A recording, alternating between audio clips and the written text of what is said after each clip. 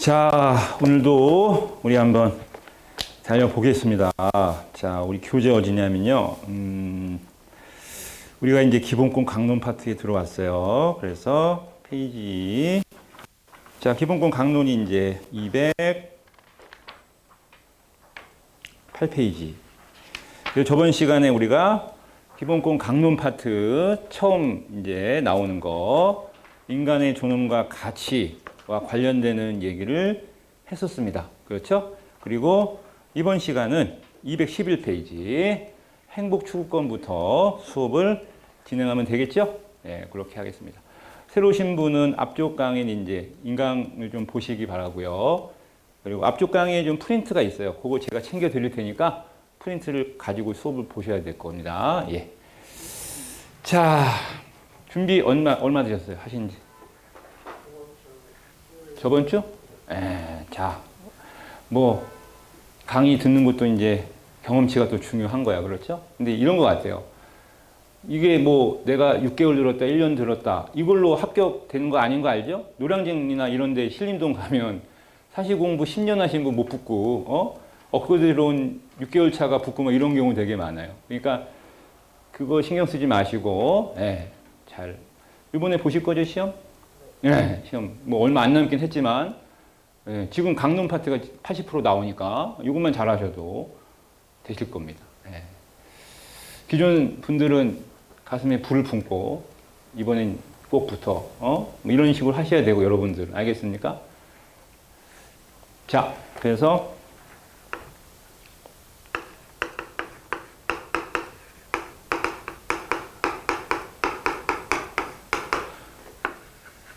기본권 강론, 이제 저번에 인간의 존엄과 가치와 관련되어서 행복 추구권 얘기를 오늘 하겠습니다. 자, 우리는 항상 이렇게 봐야 돼요. 헌법 공부는 조문,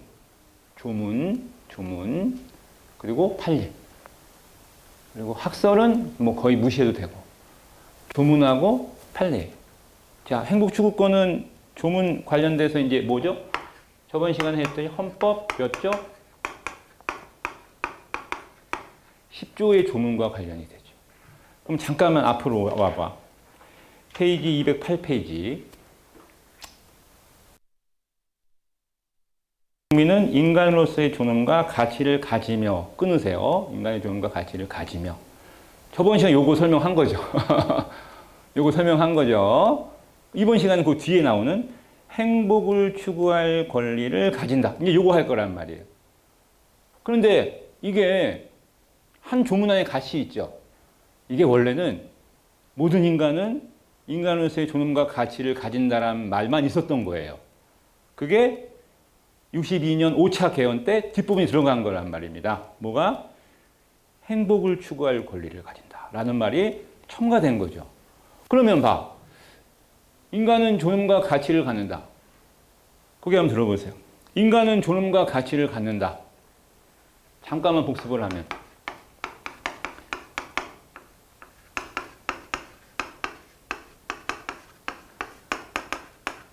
모든 인간은 존엄하고 모든 인간은 가치가 있다 라는 뜻이잖아요. 그렇죠?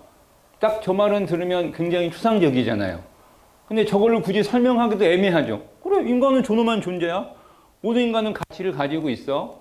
맞잖아요.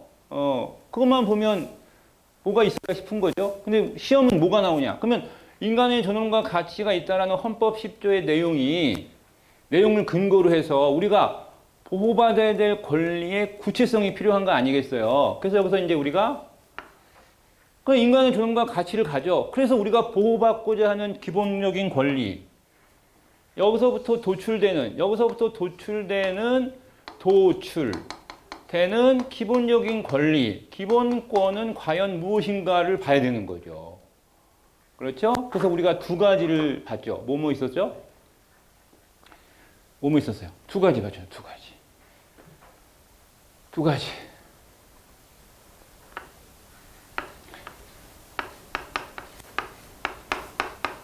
인격권이 있었고 또 하나가 뭐였어요? 두 분은 왜 그래? 공부를 하셨잖아. 하나가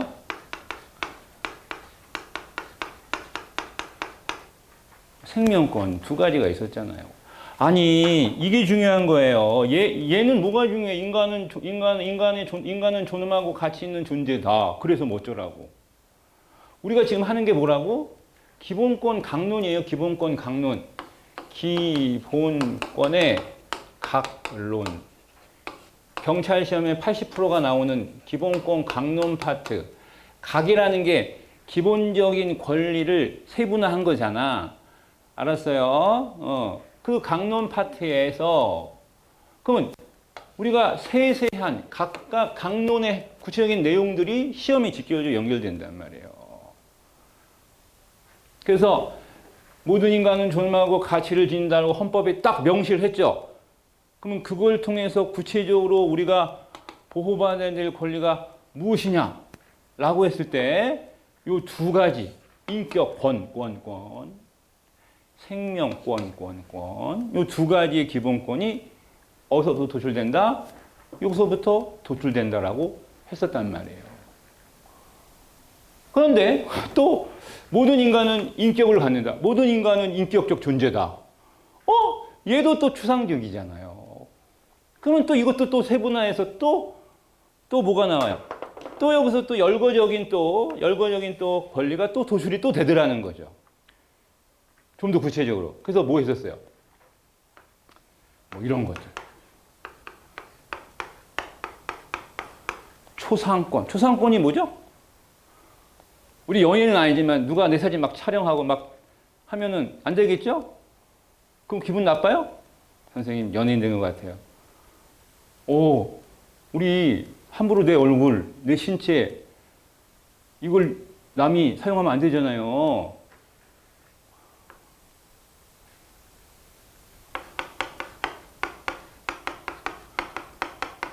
성명권, 이름. 여러분 이름 우리가 평상시 이름 잘 안 불리죠. 어디서 불려봤어요? 전 어제 불려봤어요. 병원 가서. 병원 가서 신체검사 받았거든요. 아무개 씨 하고 크게 부르더라고요. 근데 저도 제 이름 듣고 좀 낯설었어요. 평상시에 이름 잘 안 불리잖아요. 그렇죠? 근데 성명권도 하나의 권리예요. 내 이름을 함부로 도용하지 마. 내 이름을 함부로 사용하지 마. 이것도 하나의 권리로 보호받아야 된다는 거죠. 이런 것들이 쭉 있었잖아요. 그럼 여기서도 도출되는 가장 구체적이고 가장 가장 직접적인 거죠. 그래서 우리는 이제 요거와 되는 판례들, 요거와 관련되는 판례들이 이제 시험에 활용되는 거죠. 시험에 활용되는. 그 문제는 어떻게 나와요? 문제 이렇게 나오죠. 문제는 이렇게 나오잖아요. 다음. 인간의 존엄과 가치와 관련되는 설명으로 옳지 않은 것은 이렇게 하면서 선지에는 뭐가 나와? 요 개별적인 강론들의 판례들이 쫙 나오는 거예요. 알겠어요? 그럼 여러분 뭘 공부해야 돼요? 이런 것들에 대한 판례들을 자세히 좀 보셔야 되는 거란 말이에요. 그럼 이 판례가 많을 거 아니에요. 그래서 정리해 놓고 주는 게 교재인 거예요. 알겠습니까? 교재에 있는 내용들만 꼼꼼하게 잘 판례 보시면 되는 거예요. 생명권에 뭐가 있었죠? 이건 오늘 처음 오신 분 말고 이제 기존 친구들한테 복습 개념 물어본 거. 세 가지 있었죠, 세 가지. 그렇죠. 사형제. 또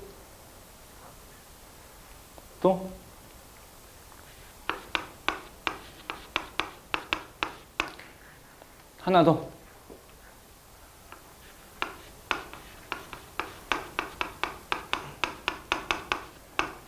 그렇죠? 흔히 낙태. 그렇죠? 모든 인간은 생명을 보호받을 권리가 있죠? 근데 우리는 사형제도를 인정하고 있는 나라죠? 왜 그럴까? 안락사.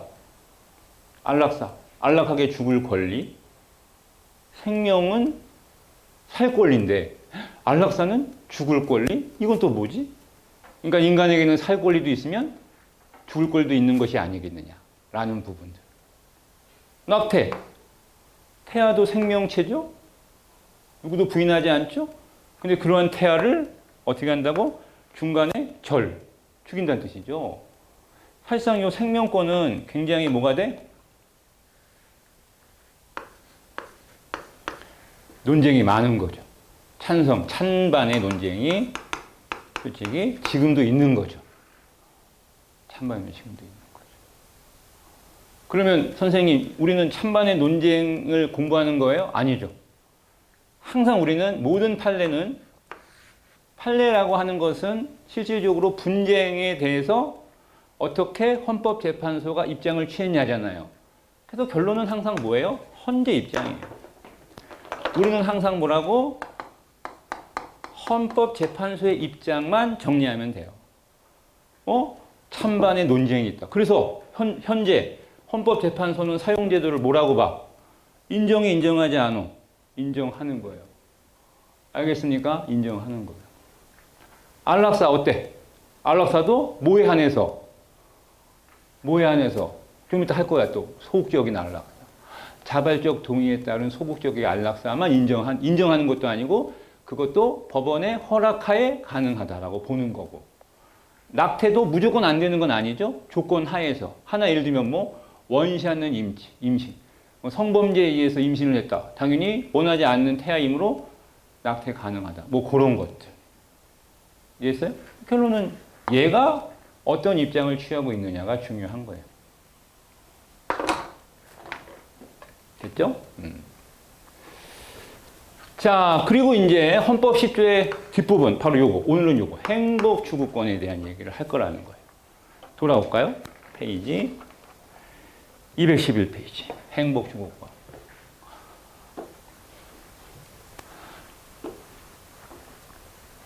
오늘 6시간 해요. 알죠? 밥 먹고, 저녁 밥 먹고, 오늘 수업을 좀 많이 합니다. 네. 싫어요?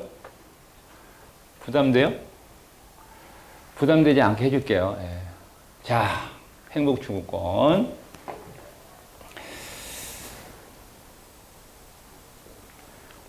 자, 먼저 요거 시험에 나옵니다. 얘는 우리나라 헌법을 처음 만들 때부터 있었다, 없었다?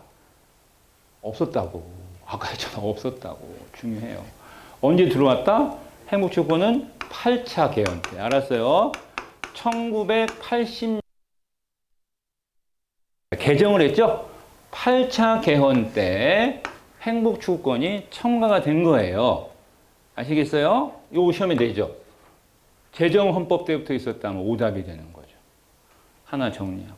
그러면 행복추구라는 건 과연 어떠한 뜻이냐라고 봤을 때 두 가지 의미가 있어요. 소극적 측면에서의 행복추구란 뭐죠?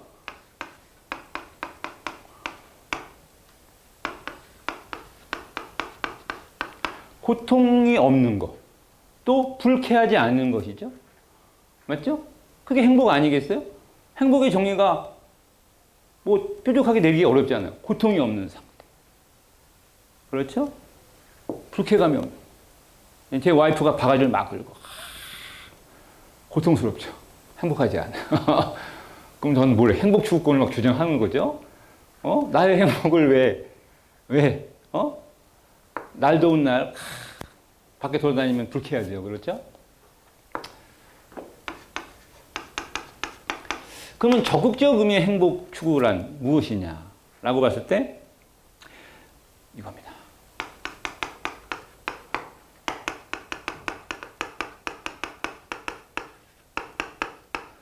보다 안락하고 만족스러운 삶을 사는 것이라는 거야. 그러니까 우리는 1980년 헌법 8차 때 이제 뭐라는 거야? 우리는 행복을 추구할 권리도 이제 기본권에 추가할 때가 됐다라고 본 거죠. 뭐야? 고통받지 않을 걸. 알았어요? 불쾌감을 느끼지 않을 권리. 더 나아가 보다 안락하고 만족하게 살 수 있는 권리까지도 우리는 이제 보호받아야 될 기본적 권리로 인식하기 시작했다는 거죠. 인식하기 시작했다는 거죠. 예를 들면 이런 거죠. 법정 근로시간 몇 시간? 우리 그 기본권 강론에 근로권 할 때 나오거든요. 몇 시간? 뭐 주 40시간, 뭐 48시간 이게 나오잖아요. 그러면 예를 들어서 60시간 최근에 막 뭐 논의가 됐었잖아요. 그러면 48시간 하다가 60시간 하면 괴로워요, 안 괴로워요? 그럼 뭘 주장할 수 있어? 근로시간 단축하라 라고 하면서 내가 만약에 그런 법이 만들어졌어. 그럼 그 법은 그 법에 의해서 내가 고통을 받는 거죠. 즉 나의 행복 추구의 권리를 침해받는 거잖아요. 곧 기본권을 침해받는 거예요. 그래 주장하는 거야. 안 된다 60시간, 48시간 줄여라. 왜? 나의 행복 추구권이 침해당했어. 곧 나를 고통스럽게 하고 있는 거야 라고 주장할 수 있는 거예요. 그러면 헌법소원을 할 수 있는 거예요. 헌법소. 난 48시간 일해야 되는데 60시간 일해? 나 고통스러워. 이 법은 위헌이야. 왜? 기본적인 권리를 침해했기 때문에. 이렇게 주장할 수 있는 거예요. 자, 두 번째. 행복추구권의 보호 영역이라는 측면이 있습니다. 행복추구권이. 그러면 보호는 누가 하는 거야? 국가가 국민을 보호하는 거죠. 주체는 국가가요. 국가가 국민의 기본권을 보호할 의무를 가지고 있잖아요. 그러면 영역이 중요해요. 어디까지 국가가 우리 행복 추구권을 보호할 것인가에 대한 개념이 중요하겠죠? 자, 여기서 이제 우리가 구체적인 얘기가 나옵니다. 첫 번째가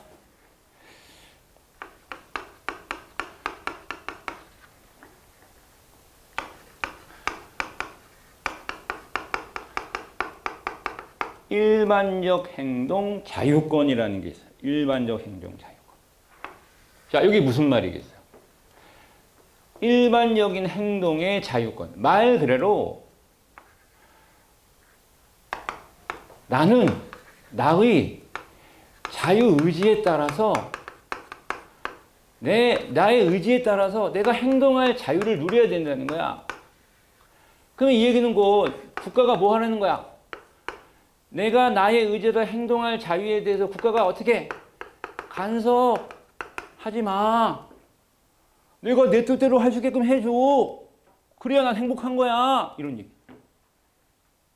알겠어요? 이런 얘기. 예를 들면 이런 거예요. 자, 여러분 차 타면 뭐 매요? 뭐 매야 돼요? 안전벨트 매야 되잖아요. 여러분 그거 단속하실 거잖아요. 근데 요즘에 안전벨트 단속 거의 안 하시는 것 같아. 단속 내눈에 띄면 해야죠. 내눈에 띈데 그래? 아이씨 귀찮아. 이러면 안 되잖아요. 자, 안전벨트를 매야 되죠. 근데 봐. 형법을 떠나서 안전벨트를 매는 그 자체가 일반 행동 자유권에 위배가 될 수 있을까요? 없을까요? 내가 차를 탔어. 나의 의지대로 내가 안전벨트를 매지 말지를 나의 의지대로 내가 선택할 자유가 있다라고 주장할 수 있을까요? 없을까요? 선생님 말이 돼요? 아니죠. 일반 행동 자유권이라고 하는 본질적인 기본적인 권리로서는 인정이 되는 거죠. 되는 겁니다.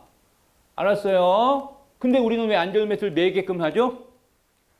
모든 기본권은 제한될 수 있다고 배웠어요. 그렇죠?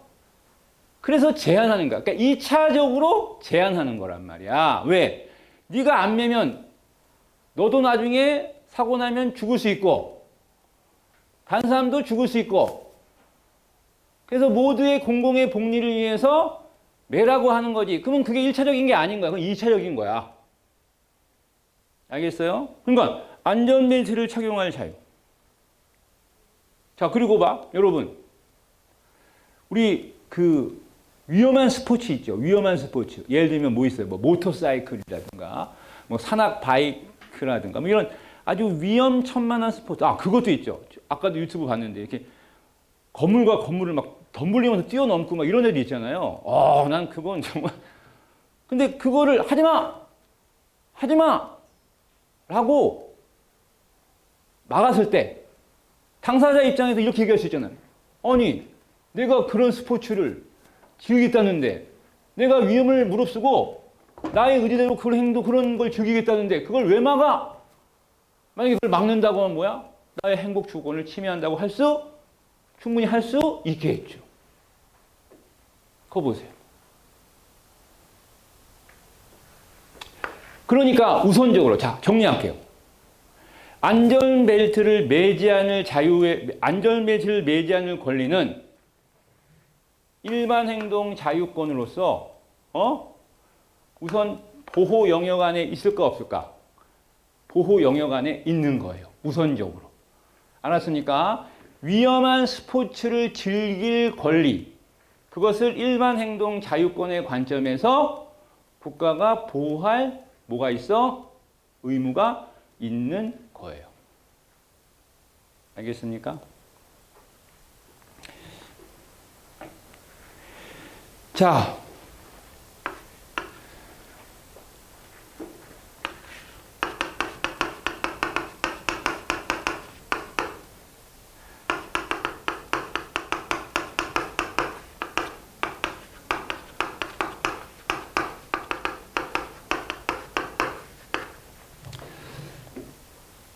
사적 자치, 계약의 자유, 법인 운영의 자유. 자유 세 가지는 가장 대표적인 일반 행동 자유권의 핵심적인 내용이라고 보시면 됩니다.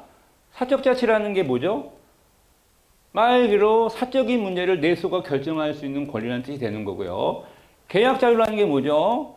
계약 당사자 간의 합의에 의해서 법적 관계가, 권리와 의무가 규정되는 것이다 라는 거죠. 법인 운영의 자유. 우리가 사인도 있지만 법인도 있죠? 법으로서 보호받아야 되는 하나의 인격적인 존재를 말하는 거죠? 그러면 법인으로서의 또 법인 운영의 자유가 또 있을 거 아니겠냐라는 거죠.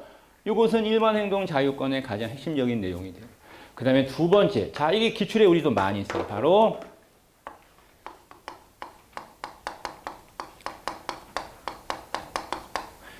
자기결정권이라고 하는 부분이 있습니다. 자기결정권. 자, 가장 우리가 많이 다루고 있는 게 바로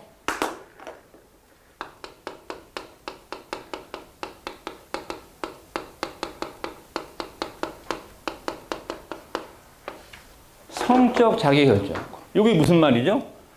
말 그대로 성적인 행위, 성적 행위에 대해서 스스로가 그 행동을 할 결정권을 가지고 있다. 자, 그래서 이제 요거와 관련되어서 우리가 이제 흔히 저 뭡니까?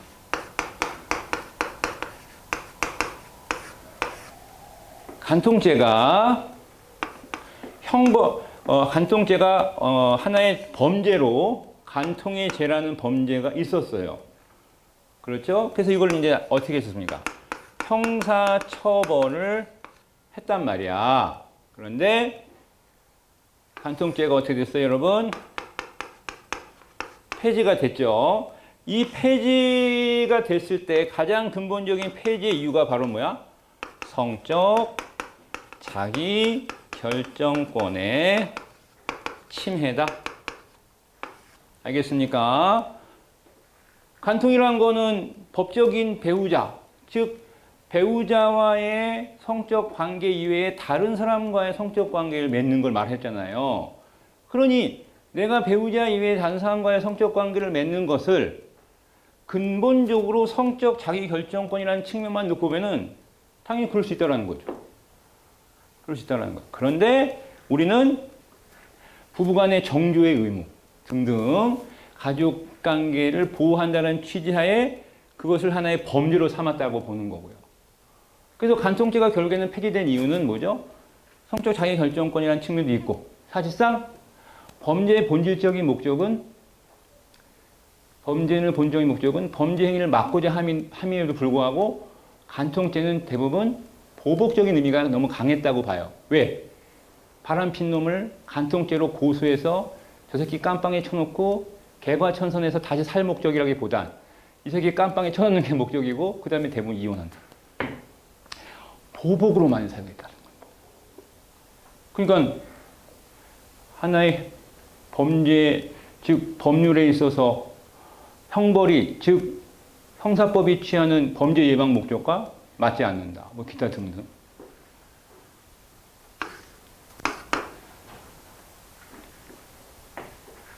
자, 그 외에도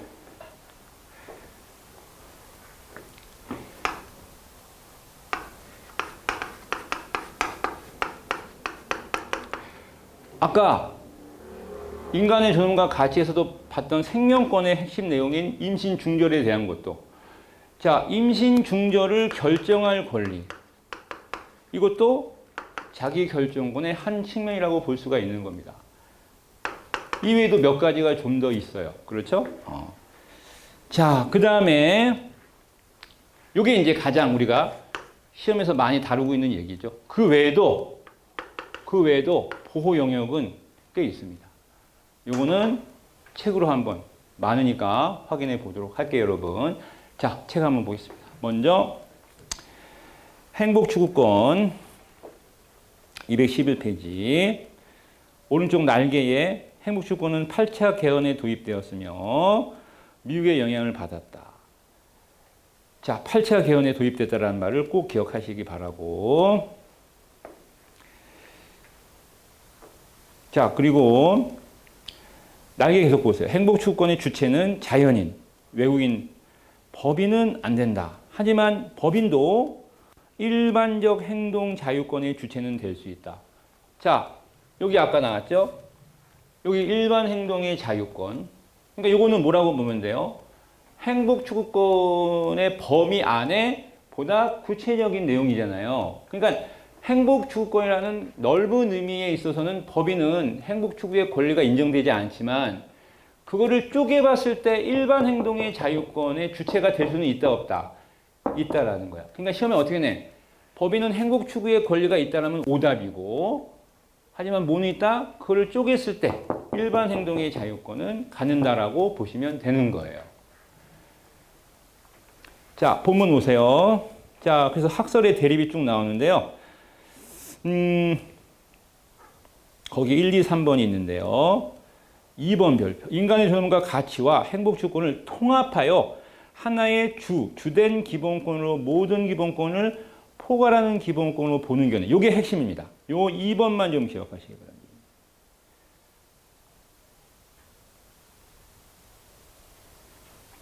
자, 2번. 그리고 3번도 별표. 헌법에 열거되지 아니하는 자유와 권리까지도 포괄하는 기본권. 이것도 별표해 놓으시고. 자, 그 다음에 구체적인 검토를 보시면 학설 대립은 보지 마시고요. 2번 보세요. 검토만 보십시오. 헌법 10조 1문 전단의 인간의 존엄의 존중 조항은 기본권 보장의 목적이 되는 객관적 헌법을 규범한 것이지만 후단에 행복추구권은 단순히 추상적인 법을 규정한 것이 아니라 일정의 밑줄 주관적인 권리를 규정한 것이다. 자, 여기서 핵심은 뭐야? 인간의 존엄과 가치라는 앞에 나오는 내용은 객관적인 헌법 원리 이런 거죠. 고개를 보세요. 그러니까 모든 인간은 존엄과 가치가 있다. 그러니까 모든 자가 들어가는 거야. 객관적이라는 말을 쓰세요. 그 객관적이라는 말은 모든 인간에게 적용되는 거라고 생각하면 돼요. 알았어요? 그러니까 객관적인 원리라는 것은 내가 그것을 주장하던 말던 간에 당연히 모든 인간에게 기본적으로 주장되는 헌법의 핵심 원리라고 보면 돼요. 하지만 행복추구권은 뭐다? 주관적인 권리로 규정한다고 나왔잖아요. 이게 뭐가 달라요? 자, 고개를 보세요. 아까 제가 예를 들었어요. 아, 나는 48시간밖에 일 못해. 나 60시간은 나에게 고통이야. 근데 어떤 사람은 이런 얘기하는 거. 야, 60시간 정도가 뭐가 고통이야? 개별적인 거예요. 개별적인 거예요. 행복의 척도가 개별적인 거예요.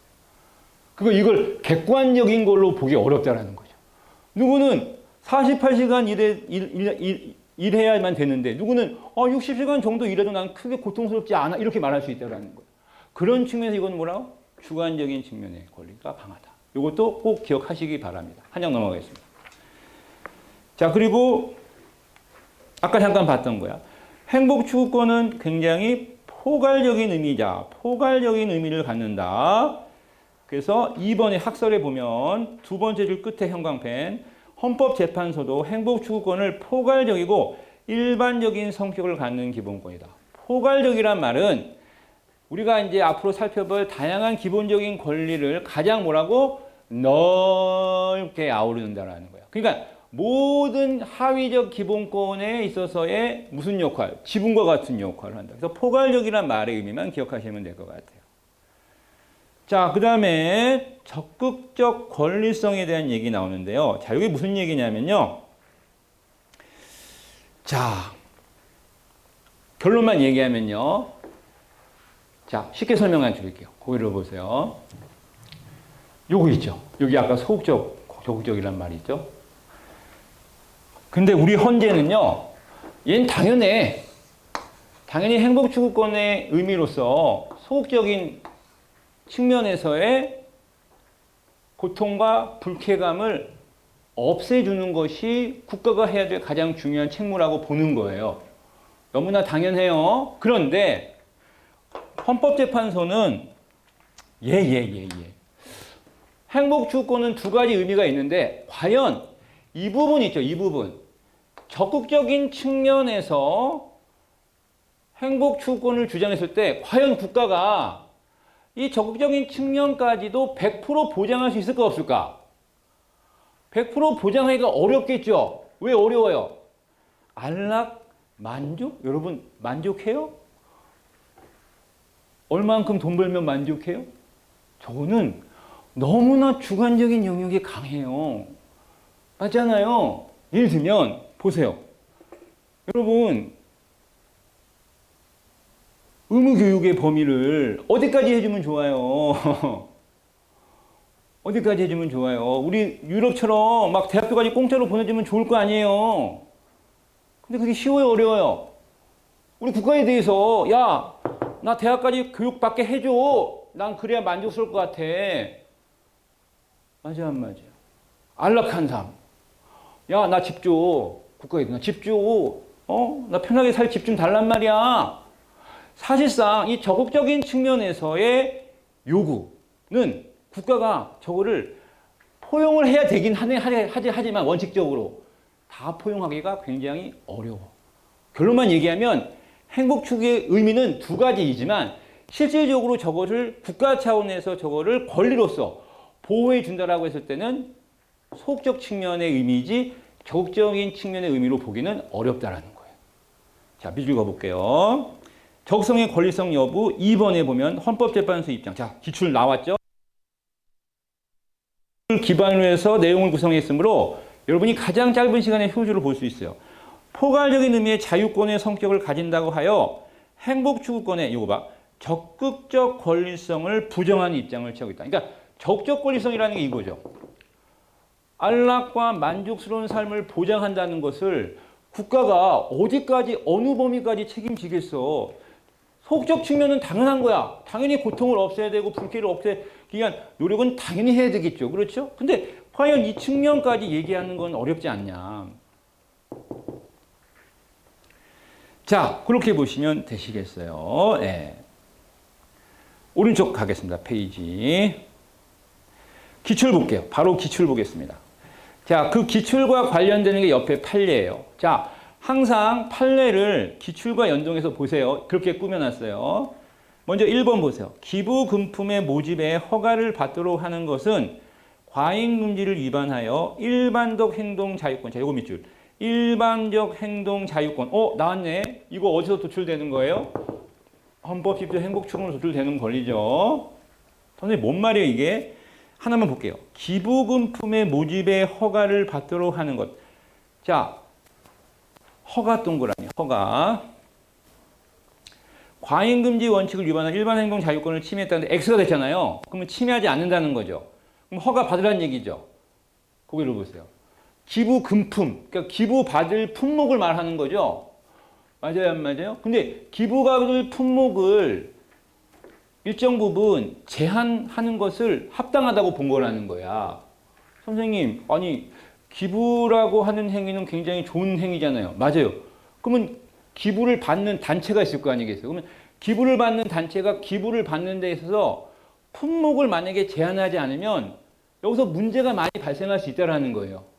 왜? 예를 들면 기부 품목 안에 기부의 품목 사항 안에 사실상 흔히 아주 고가의 제품이라든가 이런 것들도 받는다고 치면 그것들을 나중에 기부를 받는다라고 하는 건 자선의 의미잖아요. 또 누군가에 베푼다는 얘기 아니겠어요?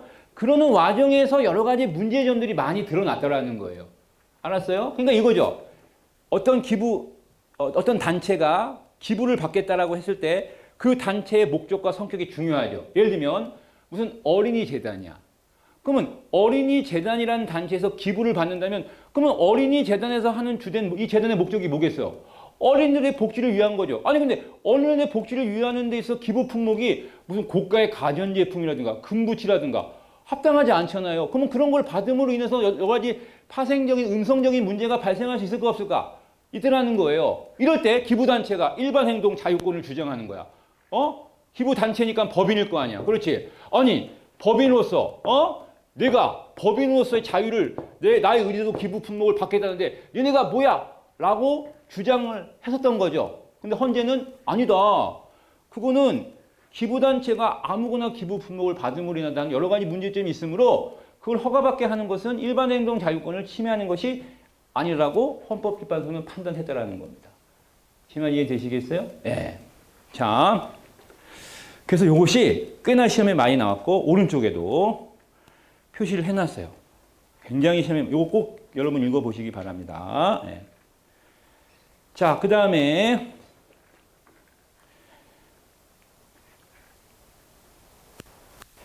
213페이지 아래 보세요. 행복추구권의 체계와 체계적 관련을 보시면 자, 아까 얘기 인간의 존엄성적 조항과의 관련 당연히 목적과 수단의 관계에 있다라는 거 신경 쓰지 마세요. 신경 쓰지 마시고 다른 기본권과의 관련 자, 이건 잠깐 보고 가겠습니다. 다른 기본권과의 관련을 잠깐 볼게요. 어떤 자유나 권리에 대하여 그 보장에 헌법적 근거가 문제가 될 경우 행복추구권을 적용하느냐 아니면 당해 기본권을 적용할 것인가의 문제가 제기된다라고 나왔지 않습니까? 그래서 한 장 넘겨보시면 자, 학설의 대립은 안 봐도 됩니다. 3번이 중요해요. 항상 책을 보실 때 헌재 판례를 꼭 보셔야 돼요. 행복추구권은 다른 기본권에 뭐라고? 보충적 기본권에서의 성격. 이걸 외우셔야 돼요. 행복추구권은 다른 기본권의 보충적 성격이 핵심이 되는 거예요. 알겠습니까? 고개를 보세요. 이런 거야. 예를 들면 내가 당했어. 그런데 내가 기본권의 침해를 당했는데 내가 구체적으로 어떠한 기본권의 침해를 당했는지의 판단이 잘 안 되는 거야. 알겠습니까? 여기 와보세요. 여기 넘어갔네. 예를 들면 자, 처음 하니까 그냥 듣기만 하세요.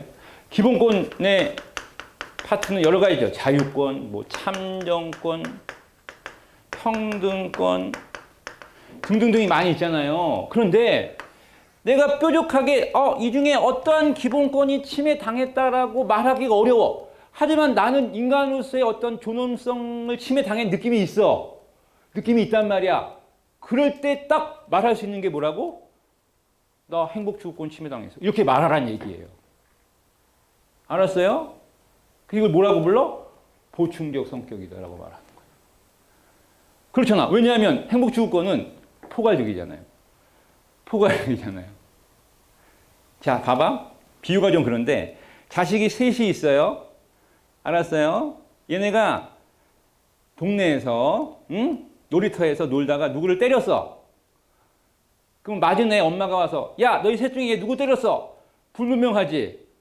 불분명하잖아. 그 맞은 놈은 있는 거 아니야. 그러면 얘 엄마가 뭐라고 해? 이 어떤 놈을 가리기가 애매하잖아. 난 맞았는데. 이럴 때 누가 사과하면 돼? 누가 사과하면 돼? 이 셋을 포괄하는 게 누구야? 부모잖아. 부모가 사과하면 되는 거 아니야.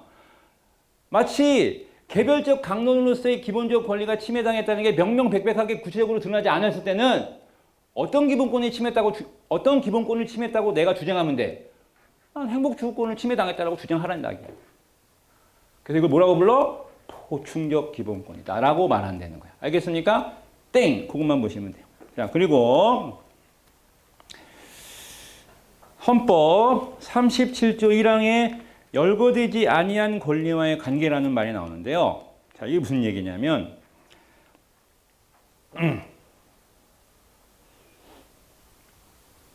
자, 고개 한번 들어보세요. 열거적 권리와 열거되지 않은 권리는 알고 있어야 되죠. 열거적 권리가 뭐예요? 열거적 권리.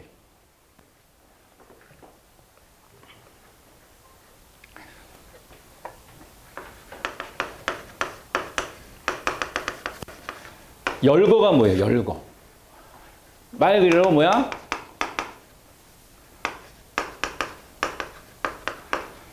조문으로, 구체적으로 명시되어 있는 것이 열거라고 표현하는 거예요. 알았습니까? 예를 들면 이런 거죠.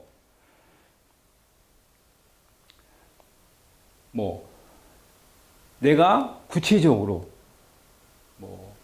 체포를 당할 때 함부로 체포할 수 없게 해놨잖아요.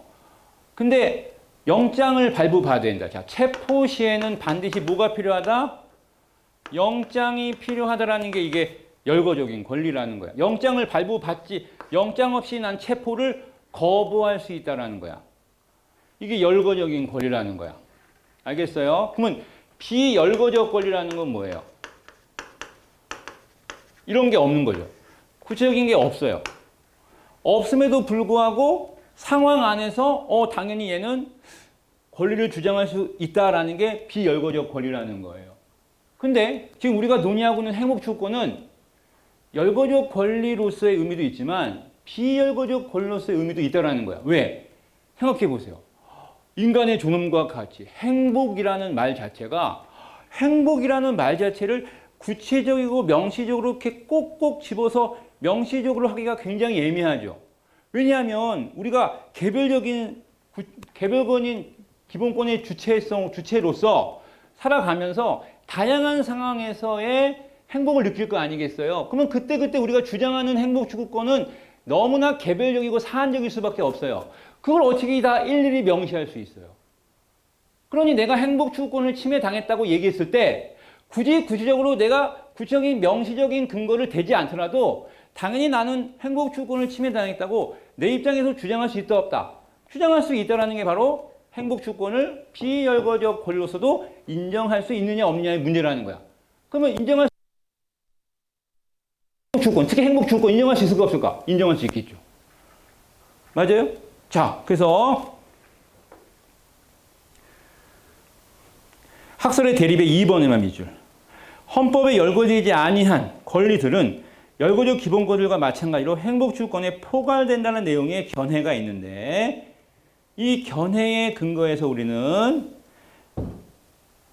학설 1번, 학설 2번에서 이 2번을 우리는 기본적으로 열거되지 아니하는 권리로서의 의미로서 행복주권을 인정하고 있다라고 보는 거예요. 그래서 밑에 보세요. 헌법에 열거되지 않은 기본권을 새롭게 인정하려면 자, 요거는 알아놔야 돼. 그 필요성이 특별하고 밑줄. 그리고 권리 보호 영역이 비교적 명확해야 된다라는 말이에요. 밑줄. 다음 페이지 넘어가 보겠어요. 그 실현에 방해되는 경우 재판에 의하여 그 실현을 보장받을 수 있다는 구체적인 권리로서의 실질에 부합해야 된다 정도만 밑줄 딱 거놓으세요. 자, 밑줄만 거놓지 외우진 마세요. 알았습니까? 예. 자, 그 다음에 판례 밑에 보세요. 일반 행동 자유권 나왔죠? 아까 잠깐 봤습니다. 일반 행동 자유권이란 자신이 하고 싶은 일을 적극적으로 자유롭게 행할 수 있는 자유는 물론 자, 이것도 밑줄.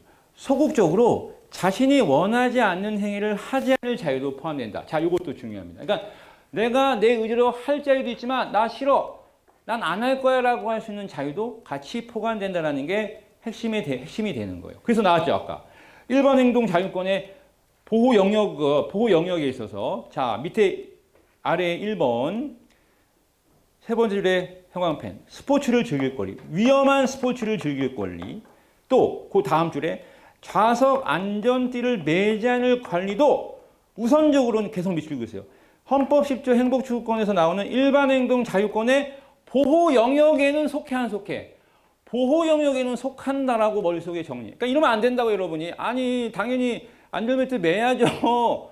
라는 식의 멘트를 우리가 지금 말하는 기본적 권리로서 알았습니까? 기본적 권리로서의 의미에 오버랩을 시키면 큰일 난다는 얘기예요. 그럼 또 여러분 이렇게 하면 안 되겠죠? 그럼 선생님 오늘부터 나 안전벨트 안 맬 수 있어요? 그런 맥락이 아닌 거죠. 알았어요? 우선 1차적으로는 당연히 매지 않을 자유가 있더라는 거죠. 하지만 모든 기본권이 무제한적인 자유가 아니라고 배웠죠. 우리는 기본권은 제한될 수 있다고 우리 앞에서 배웠지 않습니까? 기본권 총론에서. 넘어가겠습니다. 그 다음에 자기결정권의 보호. 아까 자기결정권 있었죠. 자, 그 중에 거기 보면 문제점에서 쭉 나오는데요. 보지 마세요. 보지 마시고. 학설의 대립에 2번 있죠? 개인의 인격 발현과는 무관하게 모든 생활 영역에서 자기 결정권을 갖는다. 자, 그래서 헌재 판례. 항상 헌재 판례는 꼭 보라고 했습니다. 자, 우선 자기 결정권은 인격의 발현과는 무관하다라는 말 꼭 기억하시고. 그래서 밑에 보세요. 헌법 3의 헌법 판례. 헌재는 소비자의 자유로운 상품 선택권, 밑줄 상품 선택권, 인격과 무관한 영역으로서 소비의 자기결정권이고 상품 선택권. 그 다음에 일반 행동 자유권은 모든 행위를 할 자유와 행위를 하지 않을 자유로서 보호 영역으로 나뉘는데 개인의 생활 방식, 취미와 관련된 사항도 포함된다. 헌재는 일반 행동 자유권에 입각한 자기결정권을 인정하고 있다. 이렇게 보시면 되고. 자, 자기결정권의 구체적인 내용. 자, 요거 4번에 별표 3개 해놓으세요. 너무 중요합니다. 꼭 나옵니다. 먼저 첫 번째, 리프로덕션의 자기결정권. 즉 리프로덕션이라고 하는 건 뭐죠? 그렇습니다. 바로 자식을 낳을지 말지에 대한 권리라고 보는 거죠. 자, 이것도 분명히 자기결정권의 하나의 측면에서 볼 수가 있어요. 자, 그런데 흔히 이거를 이제 뭐와 충돌한다? 태아의 생명권과 충돌한다. 그래서 헌법재판소는 자기 낙태죄 조항은 임신한 여성의 자기결정권을 침해하여 헌법에 위반된다라고 판시했다라고 명시하고 있습니다. 제 말 이해되죠? 다시 보기 들어볼까요? 태아의 생명권도 보호돼야 될 기본권. 근데 태아의 모체인 엄마도 내 스스로가 자식을 낳을지 말지를 결정할 수 있는 권리가 있는 거 아니냐? 그래서 일반 행동의 자유권의 한 영역으로서 바로 내가 리프로덕션에서 이 두 가지가 충돌한다라고 본 거야. 근데 헌재는 어떤 거에 손을 들어준 거야? 방금 봤죠? 임신한 여성의 자기결정권을 침해하여 헌법에 위반된다라고 해서 자기 낙태죄 조항에 대한 헌법 불합치. 헌법 불합치가 뭐예요? 위헌 판결이라고 보시면 된다라고 말씀드렸어요. 그렇죠? 그러면 이 법률은 어떻게 해야 돼? 바꿔야 되는 거죠? 바꿔야 된다라는 겁니다. 자, 그 다음에 생명, 신체 처분에 대한 자기결정권. 장기이식, 존엄사, 치료거부과 같은 것도 자기결정권의 한 영역이라는 거고, 라이프 스타일의 자기결정권. 생활 양식, 복장, 두발. 자, 이런 거는 뭐 외우지 마세요. 그 다음에 자기정보 통제에 대한 자기결정권. 즉, 여러분 각자의 사생활과 관련되는 자기 정보를 공개할지 말지에 대해서 이런 거에 대한 결정도 자기 결정권의 한 영역으로 봐야 된다라는 겁니다. 그 다음에 5번 성적 자기 결정권. 아까 강조했죠. 성생활의 여부, 결혼 여부, 임신 여부 등등등에 대한 자기 결정권 갖는다. 소비자의 자기 결정권. 자, 아까 설명을 했었고요. 그 다음에 자기 책임의 원리. 자, 자기 책임의 원리란, 자, 거기로 보세요. 결정해서 내가 행동했어. 그럼 행동의 결과는 당연히 뭐겠어? 자기 책임이라는 거예요. 그러니까 내가 자유의사에 따라서 일반 행동 자유권을 주장한다는 말은 그 안에 뭐가 포함되는 거야? 알았어. 네가 판단해서 행동했어? 그러면 판단에 대한 책임은 네가 져. 당연히 자기 책임의 원리가 포함된다. 따로 외울 건 없어요. 정리해 보면 방금 요 4번 자기결정권에 몇 가지 사례가 있었습니다. 그렇죠? 그 사례들을 여러분이 머릿속에 정리를 좀 해야 돼요. 자, 기출 잠깐 보고 갈게요. 218페이지 아래 먼저 볼게요. 자기 운명 결정권에는 임신과 출산에 관한 결정, 즉 임신과 출산의 과정에 내재되어 있는 특별한 희생을 강요당하지 않을 자유도 포함된다. 동그라미 돼 있죠. 정리해 놓으시고. 두 번째, 이게 좀 어려워요. 자, 이거 보겠습니다. 초기 배아는 수정된 배아라는 점에서 형성 중인 생명의 첫걸음을 떼었다고 볼 여지가 있기는 하지만 인간과 배아 간의 개체적 연속성을 확정하기 어렵다는 점에서 기본권의 주체성은 부인되는 반면 배아의 경우 형성 중에 있는 생명이라는 독특한 지위에 인해 국가의 적극적으로 보호가 요구된다. 자, 요 2번이 왜 중요하냐면요. 굉장히 중요합니다. 오른쪽에 나와 있는 리프로덕션의 자기결정권이라는 측면이 있잖아요. 그게 지금 왼쪽 날개에 있는 내용하고 굉장히 구체적으로 연결이 되는 거예요. 바로 요거죠.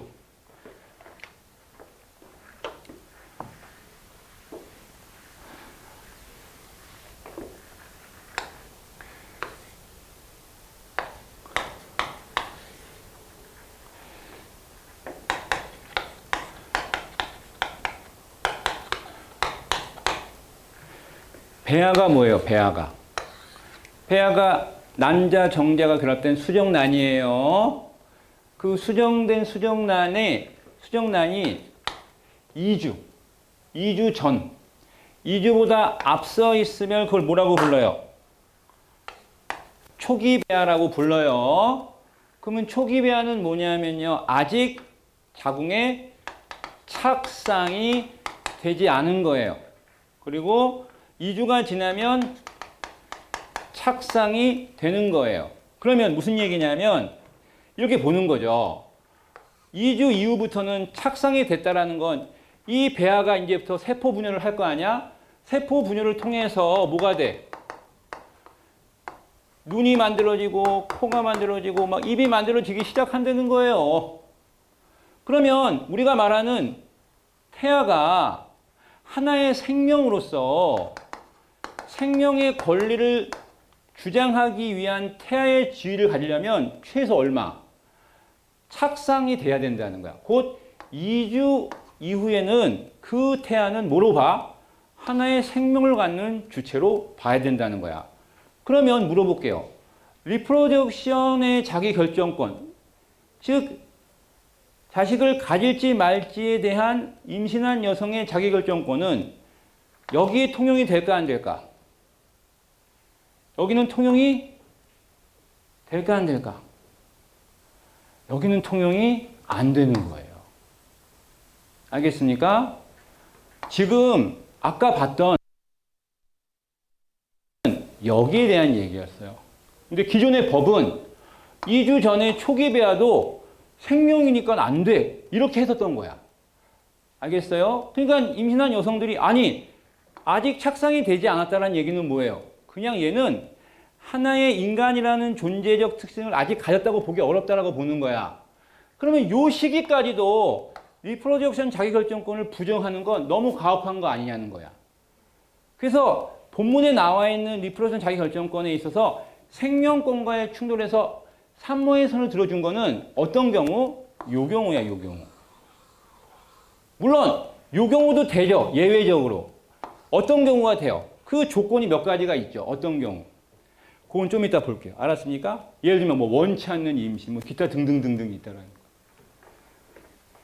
자, 그래서 그 오른쪽에 날개의 왼쪽 날개 기출 2번 너무 중요합니다. 별표해 놓으시기 바랍니다. 자, 오른쪽 219페이지 잠깐 와볼게요. 1번, 혼인을 빙자하여 부녀를 간음한 남자를 처벌하는 형법 조항은 사생활의 비밀과 자유를 제한하는 것이라고 할 수 있지만 혼인을 빙자하여 부녀를 간음한 남자의 성적 자기결정권을 제한하는 것은 아니다. 자, 1번 요거 별표. 이거 굉장히 어렵죠. 그러면 결론은 뭐예요? 우선적으로 혼인을 빙자하여 부녀를 간음한 남자의 성적 자기결정권을 제한하는 거는 맞다라는 거죠. 좀 짜증나지만. 예를 들면 봐봐. 혼인을 빙자해서 간음을 했다는 거야. 부녀를 간음했잖아. 그렇지? 그러면 봐봐. 우선 혼인을 빙자한 행위 자체가 뭐 사귀건 말건을 떠나서 그거는 하나의 형사적인 의미고 우선 이것을 자기 결정권이라는 기본적 관점에서 보면은 당연히 침해하는 거 맞는 거 아니냐는 거야. 맞죠? 이해돼요? 다시.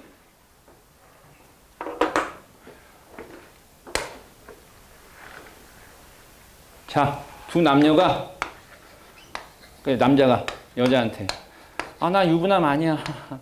나 유부남 아니야. 그리고 뭐 여자한테 꼬시는 거야. 야, 우리 어차피 결혼할 사이야. 고려할 사이야. 꼬셨어. 막 꼬신가. 뭐 감을 넘어갔어. 그래서 둘이 이제 성적 행위를 했어. 근데 나중에 이후에 지난 남자가 뭐 여자를 뭐 버렸다. 여자 혼인 안 해. 그리고 남자가 떠났다. 뭐 내지는 뭐 결혼을 했다. 그럼 여자는 당연히 막장 드라마일 거 아니야. 배신 행위. 그래서 여자가 남자를 뭘로 혼인 빙자 간음죄로 고소할 거 아니야. 혼인 빙자 간음죄로 고소할 거 아니야. 근데 봐봐. 혼인 빙자 간음죄 자체는 무슨 죄예요? 혼인 빙자 간음을 한 거니까 이건 범죄라고 본 거 아니야. 범죄. 여러분, 범죄를 다루는 거 무슨 법이에요? 형법에 대한 얘기죠. 그러니까 이 여자 입장에서 형법에 근거해서 남자를 고소 고발할 수 있잖아. 그거와 별개로 이 남자 입장만 우선 대보란 말이야. 알았어? 이 남자 입장에서 이 고소, 형법에 근거한 고소를 별개로 이 남자 입장에서 보면은 일반 행동에 대한 결정, 일반 행동 자유권의 입장에서 보면은 인정할 부분이 있다 없다? 있다라는 거야. 제 말 이해돼요? 그러니까 우리가 지금 논의하는 건 뭐냐면 헌법이 보호하는 기본적인 권리라는 측면에 포커스를 두고 내용을 봐야지 이해가 쉬워. 알겠어요? 이 사람의 입장에서는 뭐라고? 일반 행동 자유권의 관점에서 뭐라는 거야? 당연히 성적 자기 결정권의 관점에서 한 행위라고 말할 수는 있다는 거야. 말할 수는 있다. 알았어요? 그러니까 성적 자기 결정권의 관점에서 나의 권리를 이 남자 입장에서는 주장은 할 수 있는 거란 말이야. 형사적인 범죄로서의 고소를 떠나서 우선은. 알겠어요? 이해되시겠어요? 그 얘기를 지금 하고 있는 거야. 오케이. 자, 그 다음에 2번도 볼게요. 구형법상 혼인빙자 간음죄에 대한 목적의 정당성은 물론 손해 적절성과 피해 최소성 요건도 갖추지 못한 위헌이라고 봤다. 그래서 결국에는 이 혼인빙자 간음죄가 위헌 판결이 나왔어요. 혼인빙자 간음죄가 위헌 판결이 난 거예요. 고개 한번 들어보세요. 자, 이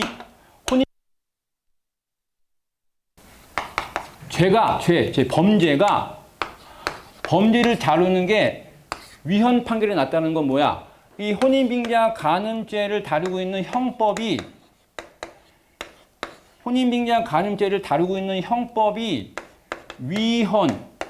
헌법에 위배된다는 얘기지. 그럼 이 법은 어떻게 돼? 이 혼인빙자 간음죄를 다루는 이 법은 어떻게 돼? 폐지해야지. 또는 뭐 해야 돼? 개정해야 된다는 거야. 알겠어요? 그러면 거두절미하고 무슨 뜻이야? 자, 이렇게 본 거야. 헌재는 이 혼인빙자 간음죄라고 하는 범죄로 보기 어렵다고 본 거야. 왜? 사실상 이거죠. 남녀가 서로 결혼을 약속을 해. 근데 여러분 봐봐. 약속을 한다고 결혼 다 하는 거야? 아니, 약속을 하고 결혼 다 하냐고. 그랬으면 몇 명하고 결혼했어야 돼요? 왜? 그런 적은 없어요? 아니, 여러분 혹시 그런 거 없어? 대학 때, 아니 뭐 옛날 여자친구 사귀었을 때, 난 너하고 결혼할 거야. 뭐 미쳤어? 그럼, 그럴 수 있는 거잖아, 여러분. 아니, 이 약속이 무슨 법정 약속이냐고. 그러니까 이건 굉장히 문제가 있는 죄라는 거야, 여러분. 범죄라는 거야. 알겠어? 사실상 봐봐. 그 관계에서 혼인이라고 하는 걸 빙자해서 간음을 했다? 그러니까 굉장히 구시대적인 발상이라는 거야. 자유연애주의 시대 아니야. 근데 혼인이라는 말만 믿고 내가 너한테 정조를 줬다. 그래서 난 억울하다. 이건 너무 구시적인 발상이라는 거야. 알았어? 그리고 상호간의 일반 행동, 성적 자기 결정권. 야, 그럼 여자를 강제로 추앙한 게 아닐 거 아니야. 좋으니까 좋으니까 상호간의 약속, 상호간의 서로 의사결정이 합치가 됐으니까 그랬을 거 아니냐는 거야. 됐어요? 뭔 얘기인지? 결론적으로 헌재는 뭐라고 해? 이 죄는 말도 안 돼. 이 죄는 지금 구시적인 거라고 본 거야. 그래서 이 죄를 담고 있는 형법 자체를 위헌으로 봤으니 저 법은 폐지되거나 바뀌었어야 돼요. 이제 개념 이해돼요? 오케이, 그 얘기예요. 그 얘기예요. 자, 그렇게 해서 내용 보시면 되고요. 잠깐 쉬었다가, 우리 좀 많이, 잠깐 쉬었다가 내용 이어가도록 하겠습니다. 잠깐 쉬겠습니다.